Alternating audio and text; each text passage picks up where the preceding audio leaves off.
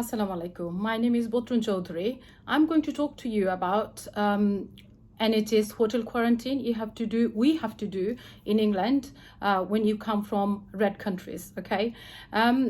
All this time I've been kind of reading some reviews, and then I've been listening or hearing stories from my family and friends, and then we had basically used to judge our opinion based on that.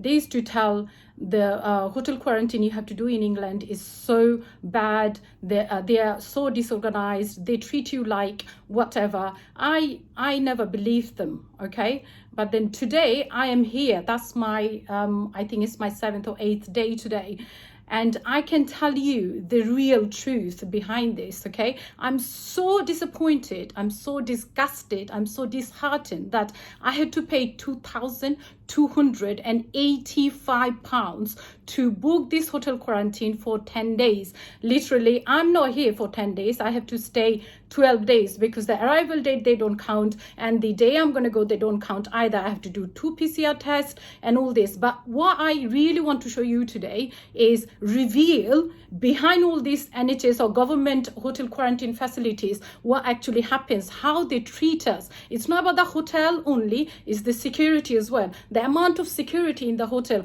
they don't do anything.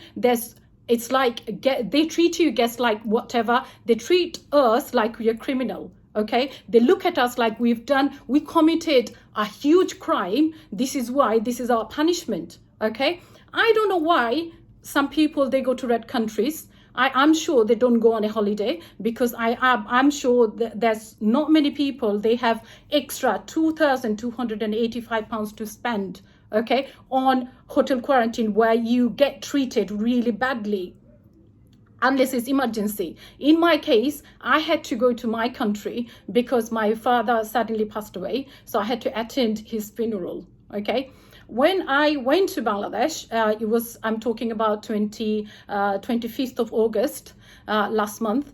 When I went to Bangladesh was still part of red country. I knew that. Okay, but then the situation was India was on amber list, and coronavirus situation was way worse in India than Bangladesh. So I had the hope deep down that yes, when they are going to do the upcoming review, my country going to be in the amber list, so I will be able to kind of come home and do my self-isolation, and I'm double jabbed as well. Okay, so that was my thought, but unfortunately that didn't happen.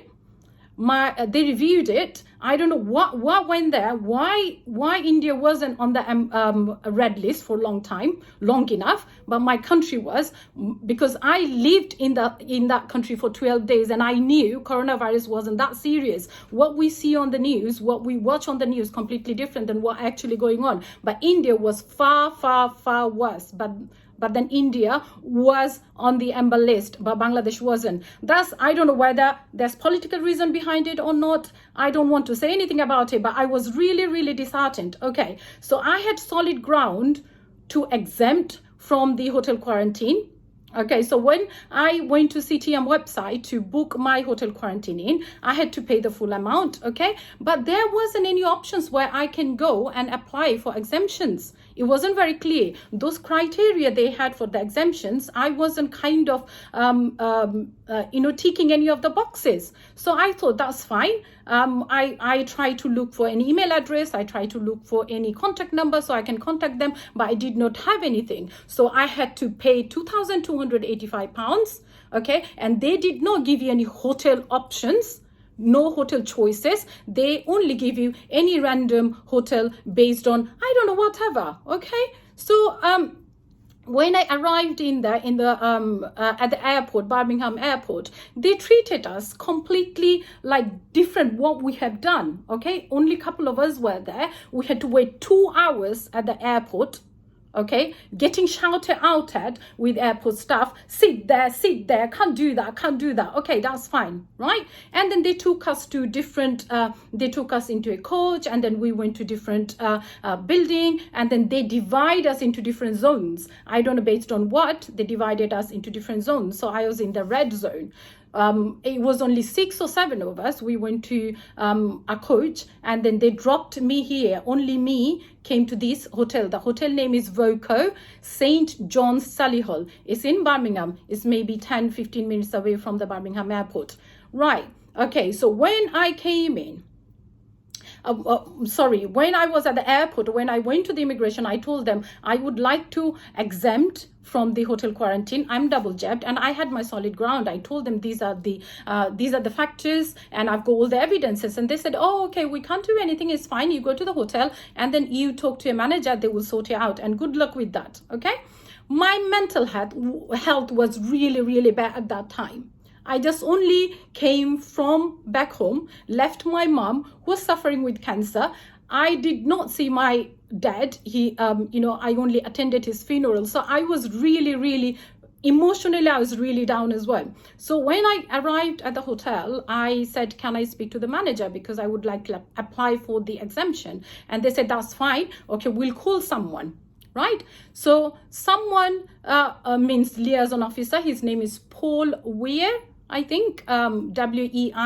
I don't know how to pronounce that. So he came and he said, don't worry, we're going to come to you, and then I'm going to take all the evidences, whatever you have, and I hope that you get it. Because I was, when I spoke to him, I got really emotional, and he said, oh no, I understand. And it seems like you've got solid ground. Okay. I had medical ground as well, about my husband. Okay. So I came to the hotel, and they said, we do not count your arrival date. So came to the hotel.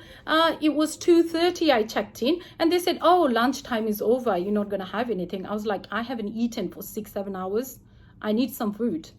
Okay. And they're like, okay, we'll see. We'll find something. If we can find something, we'll give it to you. They found some, I don't know, some leftover sandwiches, which I couldn't really eat much because it was the Nabani is white bread, but it wasn't. They gave me today this type of sandwiches, but it wasn't that well packed, so you could tell that that wasn't fresh. So they gave me a pack of sandwich, 2 sandwiches. I was fine with a bottle of water. So I told them, can I have 2 bottles of water, please? Because I drink lots of water. They said, that's fine. Just on the menu, you tick, you want to, if you tick twice, then you're going to get 2 bottles of water. That's fine. That's no problem. So things started from very next day. So this evening, nobody called me. I've been calling them, can I apply for the exemption? Can I apply for the exemption? Next day, somebody called me and said, oh, this is the email address. Do you want to email your evidences? I was like, oh, that's fine. So I explained the whole situation, and then I applied for the exemption. And he did not reply whether he received the email or not. No reply from them. That's fine. So I was hoping they're going to contact me somehow, and I was ringing them. Can I, I applied for it. I haven't heard anything from them. Oh, you're going to. I'm sure somebody going to come and speak to you. That's fine, no problem. I waited. I think after 2nd or 3rd day, he came in, he knocked on the door and said, oh, put your mask on and all that. That's fine. And then he said, okay, I need a little bit more information, but don't put your hopes up. You might not get it, this and that. And I said, no, if it is yes or no, that's fine. As long as I know that is yes or no, I will know. But then please do let me know what's happening. And he said, that's fine, no problem. And I said, look, the day I arrived, I did not bring any toothpaste. Every hotel in England, I'm sure everyone knows, every hotel in England you go to on a holiday, they give you toothpaste. They have shampoo, they have body lotion, they have hand wash, they have conditioner, they have all the other things as well as toothpaste. But I thought they are going to have some toothpaste. So they did not, in the toilet, they did not have any toothpaste. So I asked for it, and they said, we don't do anything like that. Why don't you order Amazon? I'm like, even if I order Amazon Prime, I haven't been brushing my teeth over 24 hours. Can I have some toothpaste? I don't mind giving you money. You can buy it for me. Oh, no. We are not allowed to do that. Securities are not allowed to take any money off you. That's fine, understandable. But we are going to arrange something. That night gone. Next day, I've been asking them, can I have the toothpaste? Oh, okay. Let's see what we can do. Somebody going to come and get it for you. Nothing happened 2nd day. So very 2nd day, when Paul came and he said, is everything all right? I said, no, I haven't been brushing my teeth with toothpaste last 2 days. So can you arrange something? I don't really mind. paying you. And he's like, oh, okay, don't worry, I'll arrange it for you. Okay, that night gone as well. On the third day in the afternoon, in the evening around 5 o'clock, reception called me and said, oh, you asked for toothpaste, but we don't do anything like that, you have to order online. I was like, you took what, 48 hours or 72 hours to tell me that you do not provide any toothpaste? I'm really surprised. And then she said, oh, I can't really do anything. So if you can order online. So if I order online, I'm not going to get it now, am I? So they did not want to understand that. I said, can I speak to your manager? Okay, so I had list of other stuff as well. So they are giving me, you have 7 o'clock breakfast. They give you, let me show you the breakfast. I'll show you a breakfast in a minute. So they give you standard cereal, sometimes a turkey kebab, and then they give you a bottle of water. 1 o'clock, around 1 o'clock or 1:30, they give you lunch, a standard sandwich, a crisp, and a bottle of water, sometimes soup, sometimes like the soup they provide you can't even eat. Okay, and then 7 or 7:30 they give you the dinner, and dinner is so horrible, okay, that there's no salt, no pepper, nothing. Okay, I don't know how they cook it, whether they cook it in the hotel or not. It's just disgusting. I had to throw the dinner away so many times. And bottle, they always, I used to tick twice, and they always give me 1 bottle of water, and I had to tell them, can I have another one? And they're like, okay, from tomorrow, but they never. Okay, so finally one day, I think on my 4th day or 3rd day, manager Jane called me and said, oh, and then every Monday morning there's like alarm testing going on, not once, 4 or 5 times. So I said, what's going on? Okay, and they said, oh, you should have known that this is our procedure, this and that. And she tried to explain to me, oh, how lucky are you have this hotel, this and that. I said, look, do you understand how much I paid? And she's like, oh, we didn't get anything. It's the government. Why are you telling us? Okay. So, and then when I told her about the toothpaste story, and she was like, oh, that was we have 2 different sort of staff. One is security staff. One is our hotel staff. So I don't think it was the hotel staff. It was the security staff saying all this thing. I'm going to follow it up, and I'm going to come back to you. And I said, when she asked me about the food, I said, I can't eat the food you giving me. So why don't you just give me anything simple? I don't mind. And she said, whatever you want, I'll get it for you. On the menu, just cross out the lunch. If you want some salad, they will give. I will try to give you the salad. I will try to look after you. And I got really happy. I was like, oh, she's a lovely manager. I got really happy. Okay, so she put the phone down. Next day, for the next day menu, I crossed the lunch and I said, can I have some salad, mixed salad, please? Okay, next day, guess what I had? I had only some chopped cucumbers, maybe some tomatoes, and then some lettuce. That's it. That was my lunch after the 7 o'clock when you have your breakfast. That was my lunch, and I got really disappointed. But then this is what I wanted. This is what they thought I wanted. Okay, so for lunch I only had those sort of little bit of salad. Okay, and then nighttime they gave me some kebab and stuff, which was kind of not edible at all, so I had to throw that away as well. And then she said, instead of ticking twice, they're not going to understand, why don't you write 2 bottles of water? I did 2 bottles of water.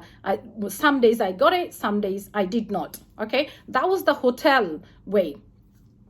Right, the TV wise, let me show you the hotel room now. I don't know whether I will be able to show you how to turn the camera that way. How do I do that? I don't know. Okay, let me show you that way. Right, so can I do it? No, I can't. So this is my hotel. That's my hotel, the standard room. Okay, the TV, I was gonna show you TV most of the time there, no signals. It's only BBC One sometimes, and sometimes that doesn't even come up. Okay, so that is the room. So this is the room, standard room, you can see. Okay, here, that's the space. So even this is, this is where I was sitting down, you could tell. That's my bed, and then this is the corridor and bathroom. Right, so now if I really want to if I want to do some sort of exercise, there isn't enough space where I can kind of make room and do some exercises. Okay, that is my, I don't know whether you can see it. I don't know how to turn the camera on. So that is the lunch, and that is the breakfast. And I don't know whether you can see it. I'll try to take some photos and give it to you. Okay, so that is the standard room. So where a person, my father passed away, my mental health is so bad, it's like up to the sky. I've been crying. I had to make some room, kind of push this chair away to do my 5 times pray. You are only allowed to go out 20 minutes, okay, for 20 minutes in only the compound, their car park, not even the whole car park they're gonna let you walk. You just need to, is the half of the car park they put a ribbon in, right? So I talked about the hotel facilities. Now I'm going to talk about the securities one. So if you want to go out, you need to call the reception, and it depends on them. They might sometimes say that, okay, wait 10 minutes, somebody going to come to you and take you outside. So somebody needs to escort me from my room to the corridor. From corridor, I go downstairs, somebody going to wait for me, and then I'm going to go with them. While I'm going to walk, they are going to observe me, whether I run away or not. Imagine that, okay? That way they look at you. I've got real problem with that. That way they look at you, those security guards, it's like you're a criminal. Okay, I've done something bad, so bad that this is my punishment. I'm in this room in prison, like a prison, and they give me the impression that yes, I am in a prison. So what happened, most of the time I go there, and then one day I found one of the security, he was smoking in the compound, and the security was with me. I asked him, are they allowed to smoke in the compound? It's such a small area and I'm walking there, I'm a guest. So if I walk there and he's smoking, it's not healthy for me because I don't smoke. I don't want to, I'm going for fresh air. I don't want to go somewhere where someone is smoking and he's one of the security, and they're like, oh, it's fine, you know, it's he's in the corner. I'm like, that's not the point. Do you not have any smoking zone? And they're like, oh, okay, let me see, I'm gonna go and talk to him. So he went and speak to him, and he told me I spoke to him, okay, the security who escorted me. I was in there and I found that the security guard who was smoking called someone else, and they came and he started arguing with them, and I was only smoking in the corner. I could, you know, overheard all these things that I was only smoking the corner. What's the problem? There shouldn't be any problem. Why she told all these things? And I was like, you know, well, I don't want any problems. Let's just go back to hotel, to my room. So I never used to go out. Even once a day. Sometimes I used to skip 1 or 2 days. Like last 2 days, I've not been going out at all, because on the 8th day when I'm gonna have my PCR, I want my result to be negative. I want to go home on my 10th day. I don't want to risk it. Okay, I've not been seeing my family. It's like nearly a month now. It's too much for me. So I don't want to take any risk. I don't want to make friends, nothing. So I just go, maybe I just, you know, put myself in there, and I've got some work to do, my planning to do. I keep myself busy with that, and I pray in my spare time, and I speak to my children and my friends and stuff. Okay, so I came to my room. I don't even go out every day because I don't want to catch anything, right? So what happened is on the 18th of September, let me tell you that story. 18th of September, reception called me and said that will be 2-3 hours electricity going to be out. I was like, what do you mean it will be out? Oh, no electricity going to be there. I said, what are you talking about? Why? So if there's no electricity, that means I'm not gonna have any Wi-Fi, am I? And she's like, yeah, you're not gonna have any Wi-Fi. I was like, what sort of hotel is that? I'm living in England. Why electricity gonna go? The whole hotel, why electricity going to go? But They don't have to explain themselves to me. This is their attitude. I've told you, I needed to tell you, that's it, it's done. So that was the 18th of September. 19th of September, which was the day before yesterday. Was it day before yesterday? Yeah, I think. Or was it yesterday? So 19th of September, because this food, I've been talking to my family and they've been feeling so sorry for me. My brother lives in Birmingham and he said, you know, I'm feeling so bad for you. I'll come and drop some food to you. And I was like, it's fine, don't worry. I'll go home. When I'll go home, and he insisted. So on that evening, he said he's going to come anytime. So I did not know what time he's going to come. But then I was like, you know, I was getting so bored. I called someone. I said, can I go for a walk? And they said, wait half an hour. Okay. I was like, okay. I waited half an hour. After half an hour, somebody came and said, okay, go downstairs. So I went downstairs and I waited.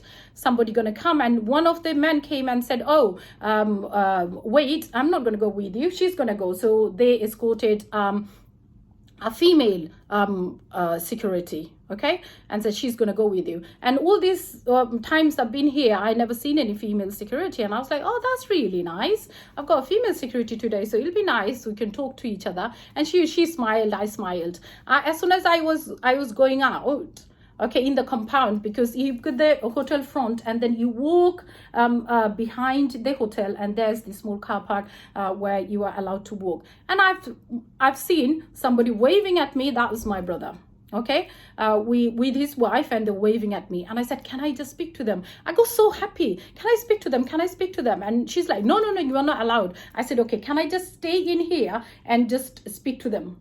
And she's like, okay. So it wasn't even for a minute. We're just, how are you? I'm okay. And then, you know, I got a bit emotional, and he was like, and she said, no, my supervisor calling me. You can't talk to them at all. You need to go now. I was like, okay, that's fine. So I said my byes, and then they gave some food, with security took it to the reception. So I came in. I was going with her to the car park for the walk. She started misbehaving with me. She was like, do you not know how strict it is? What you've done is really bad. Why you spoke to them? Imagine now if manager calls a police on you. And I was like, excuse me? Why manager going to call police on me? What have I done? Am I a criminal? Have I been drug dealing or anything? What are you talking about? Why are they going to call police on me? Or they can call police on you. No, they can't. What have I done? Have I gone out of the compound? Did they come? Did they cross the compound? Why you went there or no? You were there and you told me I'm not allowed. I came off, didn't I? I listened to you. So why are you giving me all these things? And she's like, oh, you don't know. You can't talk to me like that and all that. I was like, excuse me? I live here. I'm a British citizen, you know. I didn't fly for any countries. You can't treat me like this. I know my rights. I'm not some XYZ. You're going to tell me anything. You cannot behave with me like that. How dare you telling me you're going to call police on me? What have I done? I'm your guest. I'm not a prisoner. And you're a security. You're not police. You're not my boss. You cannot talk to me like that. And she was really, really rude to me. And I said, what's your name? She said, oh, do you want to know my name? Ask my supervisor. And I was like, okay, do you not know your name? No, ask my supervisor. She was that rude on my face. I said, that's fine. Let's go. I came to the reception. I said, who is your supervisor? Some young man came and I said, this is what she's done. Before I even speak to him, she started, you're my supervisor. You need to take action against her. I was like, excuse me? Look at her attitude. Look at her attitude, how she's talking to me. I said, am I your prisoner or am I your guest? I am an abide citizen. I flew from a red country. I'm doing what I'm supposed to do. I spent so much money, and have I been causing any troubles for you? Have I been going out every day? They're like, no. I said, this is what she said. She's going to call police on me. And the manager and all the other people, they're like, no, she can't say that. I said, this is what she said. And she was like, yes, of course they can. She was trying to tell the supervisor off, saying that she was right, I was wrong. They can call police on me. And when they said, oh, you shouldn't talk to your brother, I said, when she told me you can't, did I pull off? I stopped talking to them and I started walking with her. But this is when she told me all these things. And they're like, no, that's wrong. I said, can I know her name? They wouldn't tell me her name. I was like, why are you protecting her? Security meant to be polite. Security meant to treat guests properly. We are in a hotel. I'm not in a prison. Okay? And I haven't done anything wrong. Have I? Have I committed any crime or anything? And they said, no. I said, may I know her name? Because I need to tell someone, to your manager, and say, oh, no, don't do that. And it was like after 5 minutes insisting, I only had her first name, which is Rawan, Rawan. That was her name. She never came out and apologized to me. They came up, one of the manager came up and said, please don't complain against her. She's going to come and apologize. I was like, where is she then? Did she come and apologize to me? They did not. So this is one of the things I'm telling you. This is how they treat you. It's like you're a criminal. Every single morning, 6 o'clock, all the securities, they start talking. It's not talking, shouting at each other. They're laughing, they're having fun. And we are guests here, we're trying to sleep. I went out twice and I said, look, we are trying to sleep. I'm trying to sleep. Can you let me sleep? You're talking so loud. And they're, oh, sorry. But they did not stop. They carried on. They took their time. Even this morning, I had to tell them, can I sleep? 6 o'clock, since 6 o'clock, 3-4 securities. What I told you beginning of my video, that there's so many securities, they have nothing to do. Downstairs of this hotel, if you go, they have a big whole room where all the securities sitting there and talking to each other and then having fun, eating and drinking their tea or coffee. And here we are suffering, not being able to do kind of have fresh air, not being able to do some type of entertainment. TV doesn't work, no signals. There's no standard TV. What would you do all day? So, and then the exemption I applied for, till today, this is my 8th day. Still today, I did not receive any response from anyone. I've been ringing every single day. Somebody going to call you. Paul is going to call you. In the meantime, I think 2-3 days ago, receptionist said, oh, Paul isn't the liaison manager anymore. It's changed. It's Caroline. I'm going to ask her to give you a call. Nobody did. And then yesterday, somebody said, oh, it's still Paul. But yeah, I'm going to ask you to give you a call. But it's not. And my husband is like, why you bother? Don't bother, because you're kind of coming home in 2 days if your PCR test comes negative. I'm hoping and praying that my PCR test comes negative, because if I have to stay another 10 days here, I'm going to go mad. I am seriously going to go mad. That way they treat you, the food and everything, it's just, you can't take it anymore. My mental health is so bad right now. Yesterday I cried all day. It was Sunday. I was remembering, if it was at least from far, if you could see your family. Okay, you are in a hotel where you can't even do anything. There's no TV channel. You are not allowed to talk to anyone. But my question is to UK government. You are taking that much money. £2,285. That's a lots of money, okay? Lots of money. What services are you giving us? What are you doing with those people who is going through with these mental health issues? What are you doing for them? What are the facilities? You're not even getting your staff, your securities to speak to them or behave with them properly. Please, I'm asking you to share this video. Please share. So I believe people need to know. Everyone needs to know what is it going on behind this hotel quarantine. The namesake of hotel quarantine. What really guests they have to go through. The experience I had here, I never want to have this again, ever. Okay, in my life.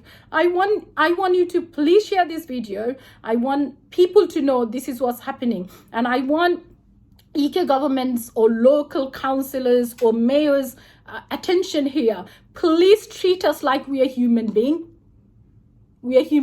I wouldn't have gone to Bangladesh to see my dad if he wasn't passed away. If now my mom, if my mother passed away, I can't go. But then they declared they announced Bangladesh is in amber country last week. Okay, now I might not have to hotel quarantine. I might have to go home and self-quarantine, which I'm fine with it. Okay, most people fine with it. Please pay attention. If we did not have to go, we wouldn't have gone. Okay, there's so many guests I spoke to, one or two of them, they said they did not even pay £2,285. They had some agents, they only paid £500 and they came to this country. On the CTM form it says £2,285. But we on the other hand, for example, I pay the full amount, and this is the treatment I'm getting. So I don't think, I pay my full tax since I think, I am 23 years old or 22 years old. I've been working in this country. I've been paying my tax. I've been doing everything what I'm supposed to do. But when it comes to me, when giving back to me, I don't get anything in return. I'm losing my faith, here. I'm losing my faith. So please do something about it. Treat us like we are citizens here. We are human beings. We are not criminal. We haven't committed any crime because we went to see my dad who passed away. I went to Bangladesh to attend my dad's funeral. I did not commit a crime. So nobody should treat me like a criminal. Please share this video. People should know about it. And pray for me. Thank you. Bye.